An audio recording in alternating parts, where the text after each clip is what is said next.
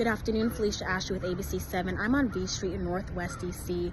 If you remember, just a year ago, just 2 days before Christmas, 36-year-old Edgar Cifuentes died when this structure, it's no longer there anymore, collapsed right on top of him. He was one of the men inside there working on this demolition project. They were turning it into a multi-family unit.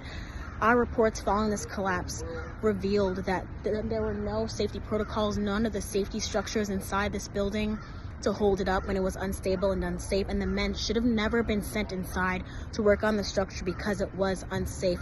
Following that, we also learned that there was a special inspection done just days before this collapse by a third party that was paid for by the contractor, and that special inspector claimed that there were no deficiencies on this property. The men went inside, it collapsed on top of Edgar, and he died.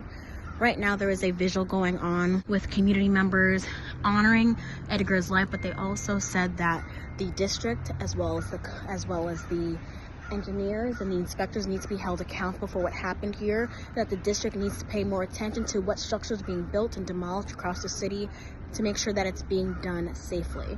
I'm giving them some space because they are singing right now and praying right now, but there was a row home right here, and that is a row home that collapsed on top of Edgar. And we were actually here the moment the family arrived to the scene last year, and unfortunately it was while we were getting an update from the fire chief that they learned that Edgar's body was still underneath all the rubble. Now he had came over here and he's working to support his family. Their dream is to save up enough money to buy a home, and unfortunately he was killed before they could accomplish that dream. Of course, we will stay on top of this. We're pushing to learn more about accountability, who will be held accountable, what accountability does look like in terms of what happened here, and what's being done to make sure that structures across the district are safe. Because even neighbors in this area said that it could have crumbled their building. They didn't even know this work was going on, and it could have impacted their homes as well.